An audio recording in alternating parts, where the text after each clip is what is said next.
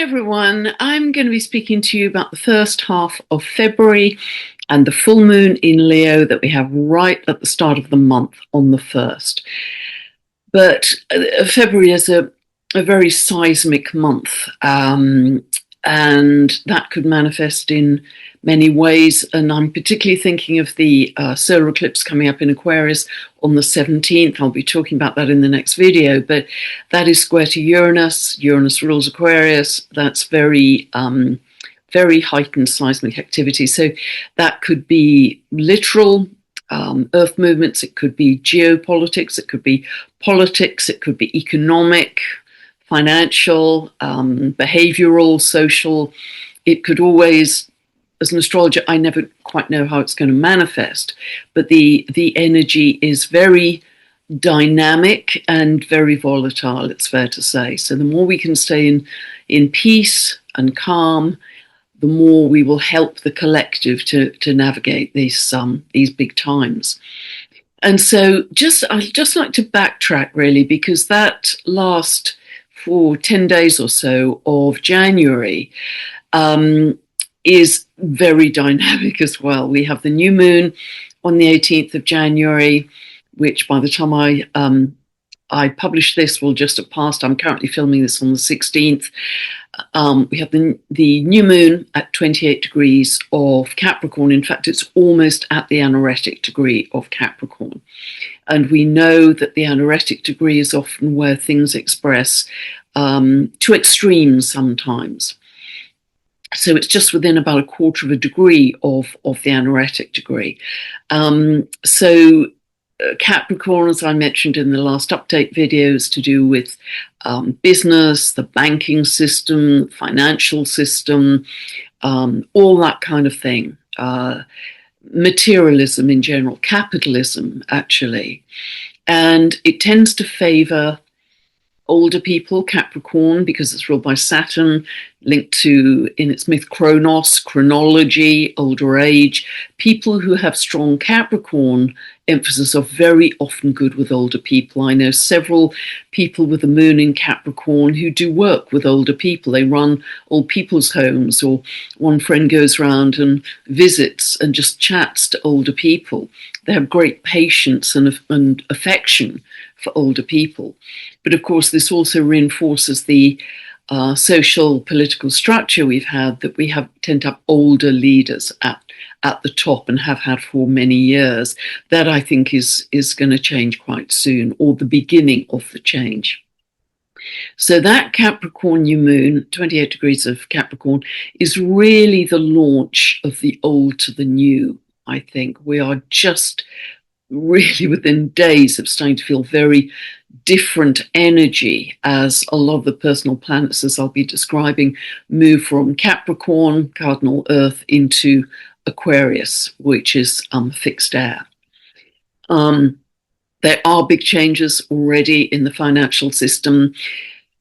I mentioned in the conversation with Ann Tucker that Jupiter is in Cancer currently, ruled by the moon, and wherever Jupiter falls, whichever sign it's in, it tends to magnify or expand the things that are associated with Cancer. So that may have helped to prop up the housing market to some extent, because the moon is the home, but it's also very linked to silver, and I think we can see very clearly what's happened there. I mean, silver is absolutely on a tear at the moment. I'm not a financial advisor. I'm not even a financial astrologer. I'm just observing what has happened. And although Jupiter, right at the end of June, 30th of June, moves into Leo for 12 months until July 2027, that tends to favor gold. Leo is linked to gold.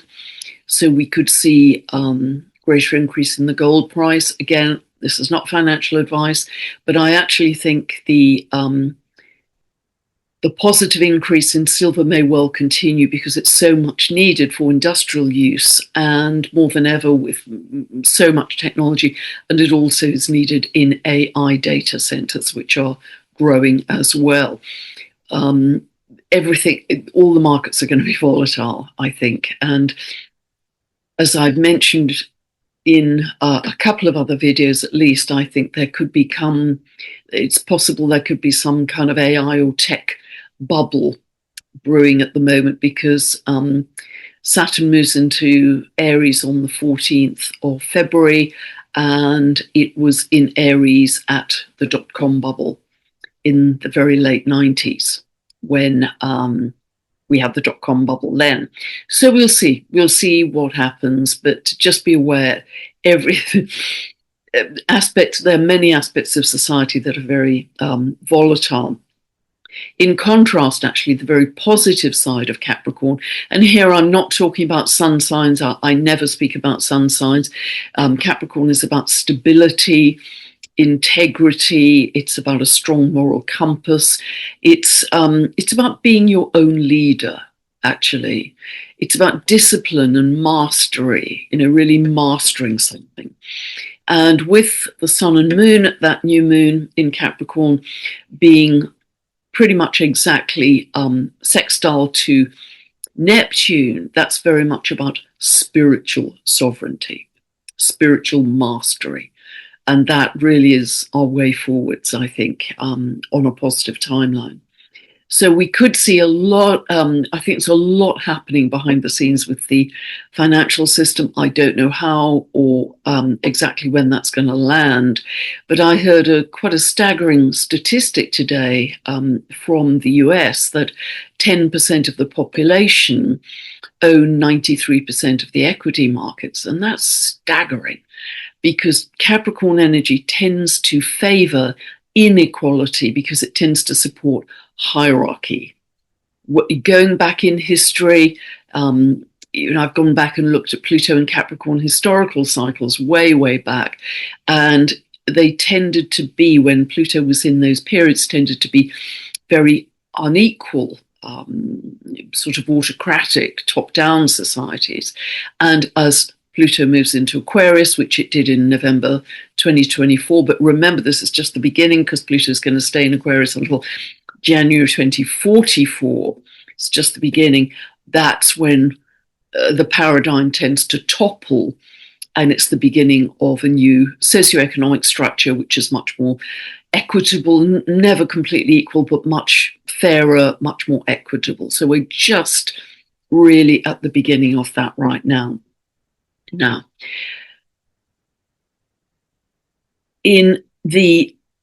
from about the 20th, the new moon is on the 18th, from about the 20th until the 23rd of January, the personal planets are starting to move from late Capricorn into Aquarius. So we have Sun, Mercury, Venus, Mars, all between, in fact, it's actually from the 17th to the 23rd. 17th to the 23rd, they're all moving from late Capricorn into early Aquarius. And of course, they do that round about this time every year. That's not a big surprise. What is different this year is because Pluto is in Aquarius, and Pluto is a real heavyweight in Aquarius. It's going to be there till 2044. And so all of these personal planets start to form conjunctions to Pluto. On the 20th, Venus is conjunct Pluto. We could see quite a lot of financial change. Venus has to do with money, currencies. We could see some, quite big shifts in the values of currencies that day. On the 22nd, we have Mercury conjunct Pluto in Aquarius. Pluto is secrets and Aquarius is truth. So time and time again, when you have hard aspects between Mercury and Pluto, you have truth coming to the fore. Secrets are revealed, particularly if we're looking at the sign of Aquarius. That same day, the Sun conjuncts Pluto. So that's a big day for power struggles, assertions of power. We also have Mars at the anaretic degree of Capricorn, the very last degree of Capricorn. So it's going to be, with those three aspects, that's going to be a very potent day around issues of power, truth coming to light, secrets being revealed. And again, 29 degrees of Capricorn, that very final degree of the zodiac sign, and I believe from memory that was the midheaven of the Wall Street crash. I believe, I'll have to check that, but I believe that's the case. The status reputation of Wall Street at the Wall Street crash in 2029. Then on the 27th of January, we have Mars conjunct Pluto. This is brute force. This is very strong energy. In an individual's chart, this can give tremendous willpower, focus, determination to, stick to it, see something through. But it can be very forceful in the global situation. And that's the same day that we have the moon conjunct Uranus.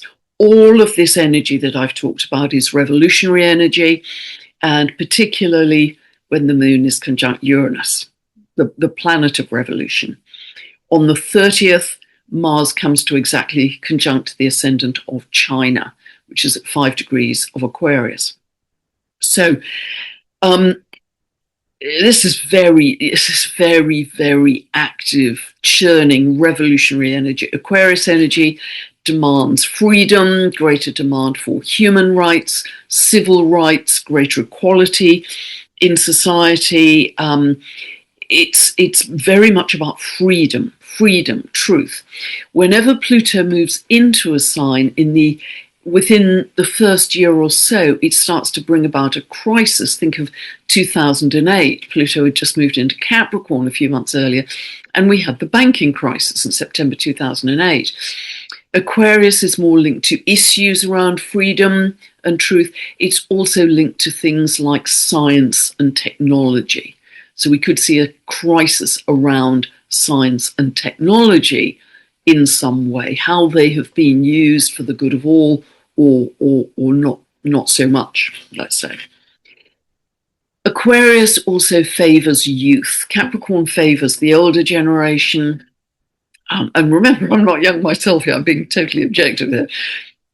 It favors youth. And what's fascinating is if we look at the governments that have been recently overthrown, they have been overthrown by young people.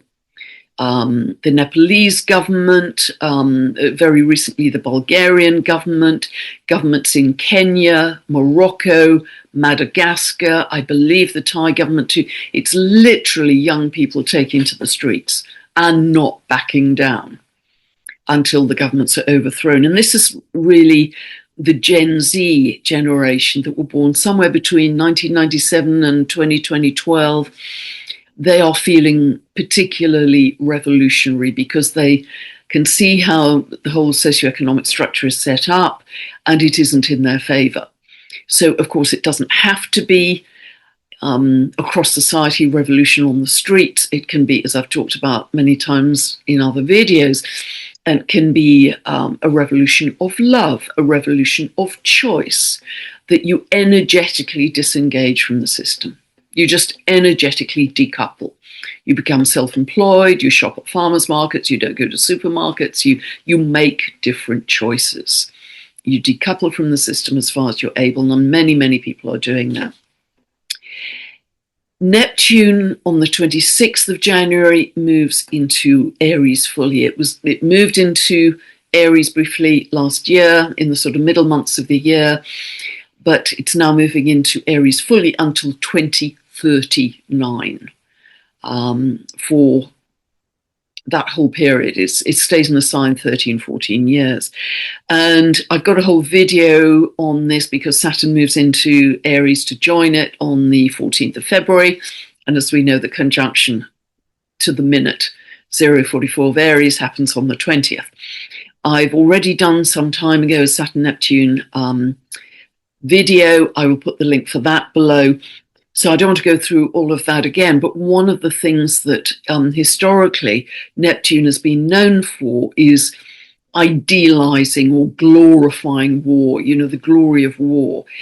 Many of you know that the American Civil War in 1861 began within a day of Neptune entering Aries. So there can be this kind of idealization of war. Now, clearly we have war in many places in the world, and, war drums sounding louder by the day. Yes, there is absolutely a timeline for war. Absolutely. But are you going to focus on that and feed it? That's up to you. But I'd suggest they are better places to put your focus. It's also very interesting that as a consequence of Neptune in Aries historically tending to be linked to war, it's also linked to conscription. And, I would just ask yourself whether you think Gen Z particularly, or young people in general, are going to think that's a good idea for them. And recently there's been a change in the ruling of the Armed Forces Bill in the UK. This will come into practice in spring 2027, which isn't that far away. I mean, it's just over 12 months away. And they've expanded the age range on which they can draw as a strategic reserve. And what that means, they can call on people in the UK who previously have been in the armed forces, who are now up to the age of 65, to be conscripted, essentially, to come and join the strategic reserve and help defend the UK. And equally, I'd ask that same question. Because this is a much older generation. The consciousness has changed a lot since a world war, and I think that is one of the things that could feed the revolution as well, the revolutionary behavior. So Neptune in Aries is also about taking spiritual action. Be your own spiritual hero. When Uranus moves into Gemini on the 26th of April, that's about choices. And so that they will be sextile, Neptune and Uranus, making your daily choices spiritually based would be a great way to read that. Making your daily choices spiritually based. But of course, you don't have to wait until Uranus moves back into Gemini. You can start to do that right now, of course, because I think that's a really good idea. And remember, all I've been talking about with war, remember that the past does not dictate the present or the future. We do. Humanity does. And humanity has left the tram tracks of the hamster wheel of predictability. And I think that's becoming clearer by the day. And a lot of the people I speak to on this channel, as you will know well, have a very different view of our future and where we're headed. There's not just one timeline. As I've said many times, there are 8 billion timelines. You don't just have to focus on the one that's appearing on the news, however dominating that one is. So although the personal planets shift from Capricorn into Aquarius every year around this time, as I say, you will never in your life have had this configuration because Pluto hasn't been there since 1798. And so, yes, it dipped in a little bit over the last couple of years, but really this is the first time where it's fully in Aquarius that we will have this set of conjunctions, which I've just described, coming together with Pluto. And so it will activate that whole Pluto principle. And I'll put the Pluto in Aquarius video below that I filmed, I think, way back in 23 originally, of what that's all about. But it is a revolution in the socio-economic and political structure of our world. It's that big. It's an entire paradigm shift. So, big energy shift, cardinal Earth into fixed fire. And remember, for these last 16 days, as we go into February, that we are still in the year of the wood snake. We are still shedding the old order. As of the 17th of February, and that, of course, is the day of the solar eclipse in Aquarius, that is when the Chinese New Year starts, and that's the beginning of the year of the fire horse, which is completely different in terms of its energy. And then 3 days later, we have Saturn conjunct Neptune exactly. So let us now look at the chart for the full moon in Leo, which happens on the 1st of the month.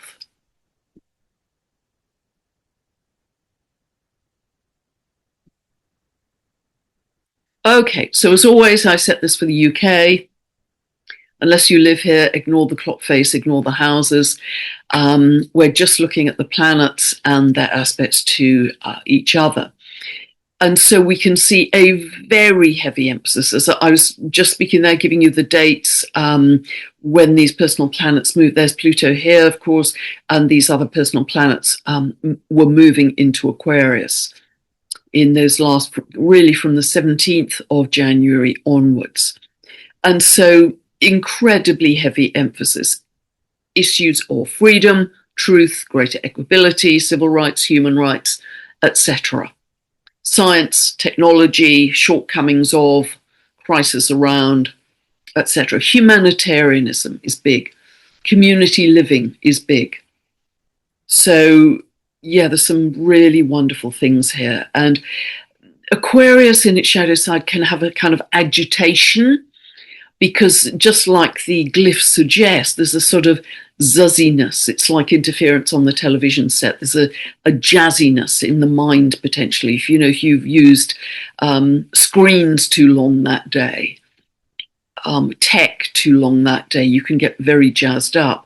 And remember that it's not currently in my software, but the beautiful symbolism of Chariklo comes into this. Actually, Chariklo is conjunct Mercury at this full moon, and Chariklo is at 21 degrees 24 minutes of Aquarius, right on that Mercury, which is all about, she was the wife of Chiron in myth. She helped to heal Chiron simply by her state of being.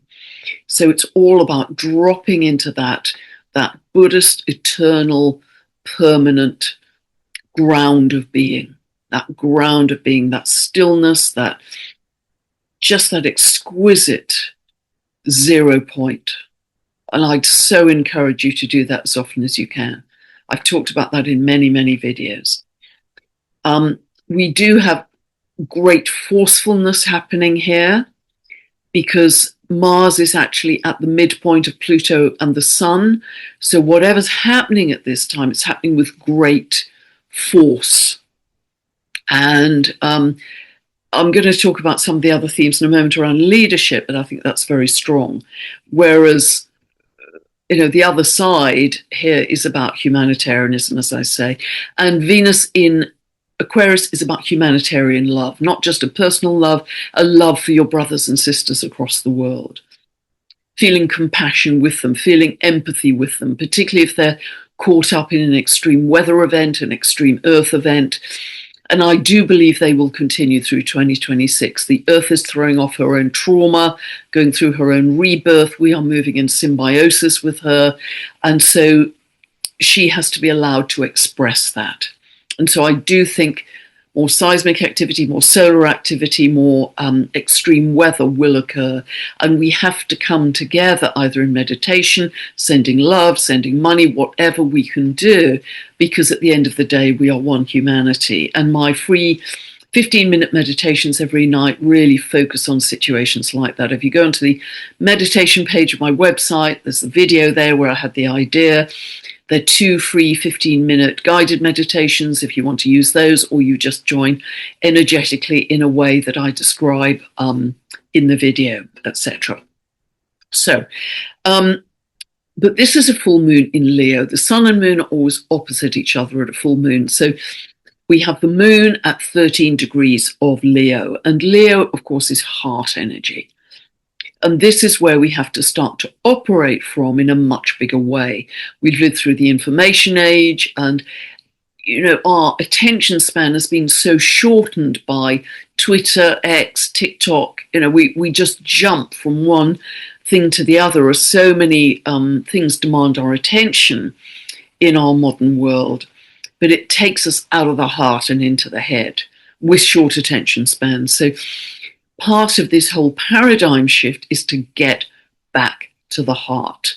And we know from the beautiful work HeartMath has done that the heart's toroidal field is, I believe it's 50 times stronger than that of the brain, and the heart sends more information to the brain than the brain does to the heart. And we are going to start to live much more fully from the heart. Leo energy is loving, dramatic, warm, expansive, demonstrative, creative, playful, love of children, love of creating. And together with Neptune just having tipped into Aries on the 26th of January, these are both speaking of, and in fact they're sesquiquadrate to each other, they're speaking of sovereignty. Find the hero inside yourself. The way out is the way in. Or the way in, rather. The way in is the way out. Turning inwards is the way we get beyond this paradigm, is what that means. So find the hero inside yourself, find your spiritual sovereignty, big time. Leo is also about leadership. Now, this can be a natural leadership that you just inspire confidence in other people to let their light shine. It can be very beautiful in that way.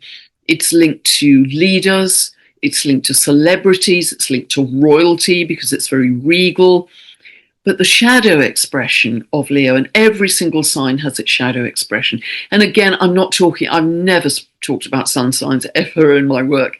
This is just the Leo energy. The shadow side is self-glorification, service to self versus service to others, entitlement, being more important than other people.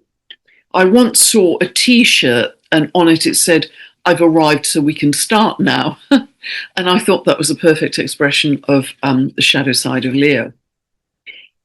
So the full moon is also shining a light on any of those behaviors.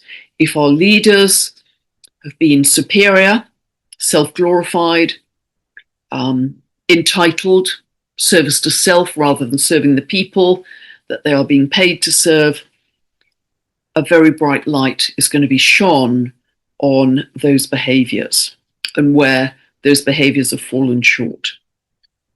Because this is also actually, Leo is the individual, Aquarius is the people, en masse. So this is also highlighting, as I've just really mentioned, head versus heart. So there are lots of different themes within this Leo Aquarius full moon. And we need to go really forwards thinking of the good of the people. I mean, this is going to be strengthened in a way with heavy Aquarian emphasis, but also Jupiter, as I've just mentioned, moves into Leo right at the end of June, 30th of June, and stays there for a year. And this is going to highlight what is good, benevolent, heart-centered leadership versus self-serving, self-glorified leadership. That's going to become very, very clear. And the Aquarian emphasis is going to demand that that becomes clear. So whatever is unfolding at this full moon is two sesquiquadrates here linked to this launch of a new beginning, a whole new paradigm, a new beginning for humanity, a new beginning for you individually. And as I've talked about again in many videos recently, what is your new beginning? What's your new passion? What's your new project? What's your new career? What's your new job? What's your new relationship? What are you going to throw yourself into with all of this incredible energy of new beginnings, of pure potentiality from the 20th of February onwards? And also think more broadly for humanity and how you can feed that. The moon is also conjunct the dwarf planet Varuna here. And Varuna is mentioned in the earliest Veda texts thousands of years ago. And Veda is not only linked to the deep oceans, but also the kind of primordial space from which everything manifests. Varuna is god of the divine cosmic order, stands for spiritual wisdom, moral truth, and divine justice, and great integrity. Alan Clay, who runs the Dwarf Planet University, calls Varuna mastery consciousness, a self-sufficient mastery. And this is really what we're getting into, with Neptune and Saturn both being in Aries from the 14th of February onwards. That's very much about, the Aries, the keywords are I am, and Leo is, I shine, I create. This whole new paradigm is about us as humanity, individually and collectively, stepping into spiritual sovereignty. And so, although Varuna has great power, he rules without force. He rules without force. And so this is what we need to move towards. And in general, leadership going forward is no longer going to be, as I've mentioned in the past, so longer top down, this vertical socioeconomic structure. It's going to be teamwork, more horizontally based, visionaries, progressives, innovators, who gather people around them who want to be part of their team and take those ideas forward. That's how it's going to work. So we have some very clear themes here around leadership, power, service to self versus service to others, elitism and inequality, etc., head versus heart. Where is the new beginning that is being birthed from this? And so I think in these days, we are, as I mentioned right at the beginning, it's quite seismic. It could be geopolitically, I think that's very likely, politically, economically, financially. All of these things are going to sort of come to a head. February is the beginning of an extremely dynamic period because it's also the beginning of eclipse season, February, March. And by late March, April, just like we have a huge stellium, a grouping of planets with 3 or more planets in a sign is called a stellium. By late March, April, we're going to have a huge number of planets in Aries. Yes, that's ruled by Mars and that's war, but that isn't the only expression of Aries. What about personal courage, truth, initiative, standing in your power, sovereignty? But it's also, remember, about this mastery consciousness where you choose through your sovereignty to live in peace, calm, compassion, love, and joy, and not be swayed by any external drama coming at you. That's when we're reactive. That's when we're still actually in victim. So we have to step out of that. Remember that although we may have had Saturn moving through Aries in your lifetime, if you're more than, about 30 years old, you will never have had Neptune moving through Aries fully now in your lifetime, because Neptune has an orbit of 165 degrees. You will never fully have had Pluto in Aquarius in your lifetime because it was last fully in Aquarius in 1798. These are real, very different times with very different energy for humanity. So I just want to pick up on a couple of geographic areas. I'm going to stop sharing here. I looked at the astrocartography for this full moon in Leo, and it was quite remarkable to me that at this full moon in Leo, the Uranus is conjunct the midheaven, on the midheaven, running straight through Greenland. The midheaven is the government or the leadership. Now, there isn't a chart for Greenland. It's under the authority of Denmark. But I just think looking at the astrocartography for this full moon in Leo, it's fascinating that that is suggesting some radical change or certainly some push against the government and leadership in Greenland. And, we're all aware of what's happening in the world with that. This full moon is also, I looked at the chart for Iran, and I'll put the details of the chart for Iran below. There are 2 charts for Iran, but this one, I think, is particularly sensitive to transits. This was set for the 1st of April 1979, 3 o'clock p.m., 3 p.m., so 1500 local time, Tehran. It has an ascendant at 17 of Leo. It has a midheaven at 10 of Taurus.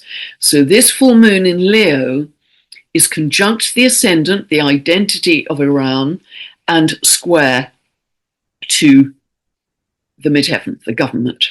So again, that suggests a bright light is being shone on activity in Iran. And also in that chart, Mercury, which is communication, internet, etc., is at 27 of Pisces. Saturn, transiting Saturn, has been sitting right on that Mercury. And as you may know, the internet was cut, communications were cut. It was very hard for the Iranian people to get information. Mercury also rules the second house of the country's economy and the 11th house of politics. And I know the economy has been very suppressed, as well as the media being suppressed, and also it suggests some, political challenge, let's say, political challenge.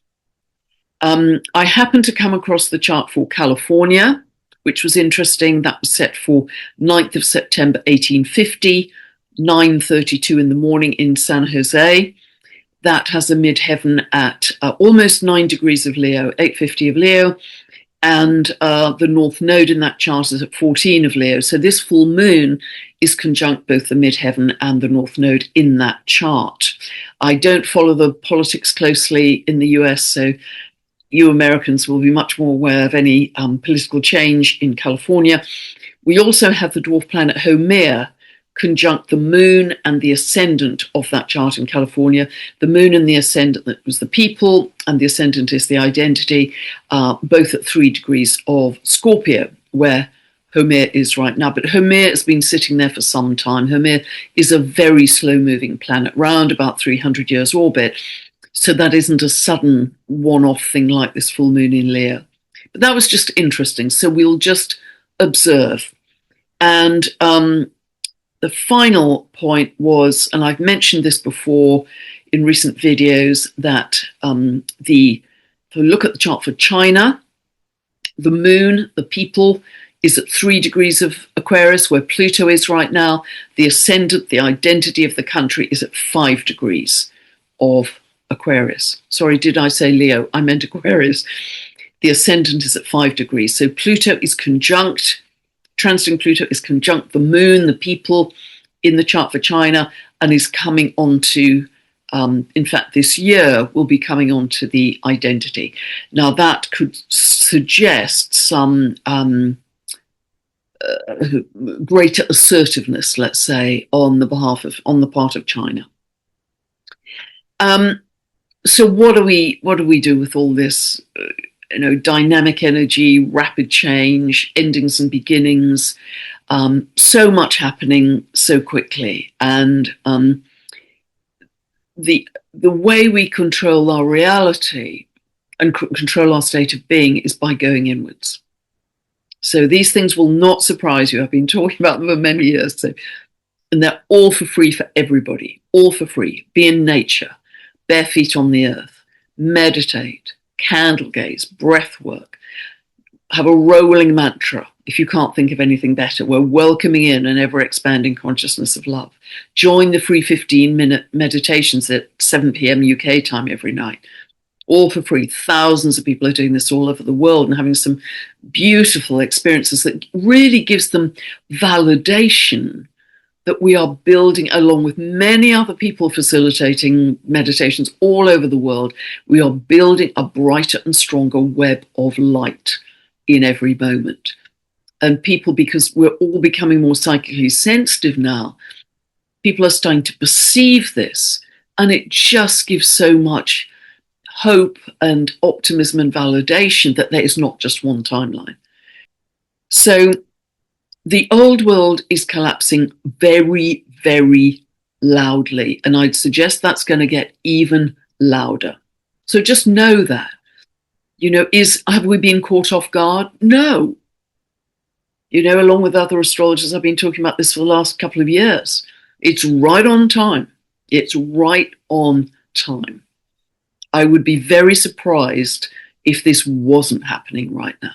So no, it's right on time. No, it has to happen. It has to collapse in order that we can see it, not to repeat it, but also to really help us change our patterns and where we put our attention. Stay in calm, stay in peace, stay in joy, stay in gratitude, stay in compassion.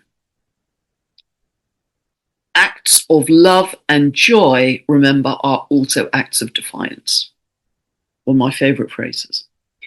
So know that history, the past, does not define the present or the future. We have left the tram tracks. We have moved beyond that repetitive hamster wheel of predictability, I believe, absolutely profoundly. If you listen to the conversation I had just last night on the 15th, it was published with Dr. David Clements, that will give you some idea of where we are headed. And it's extraordinary. Humanity has never done this in physicality. And we are moving at speed into higher and higher dimensions of being that were considered absolutely unachievable even a few years ago, absolutely out of the picture, not even on the radar.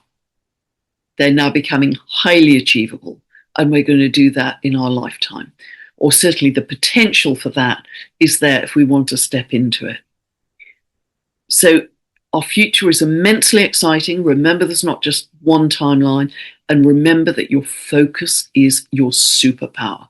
Catch yourself all the time with the social media you're consuming, with the thoughts you're running in your head. Put post-it notes on your cupboards and fridge and bathroom mirror. Your focus is your superpower. These are very extreme, dynamic, destabilizing, and absolutely magnificent times for humanity. So I hope that's helped. Lots going on.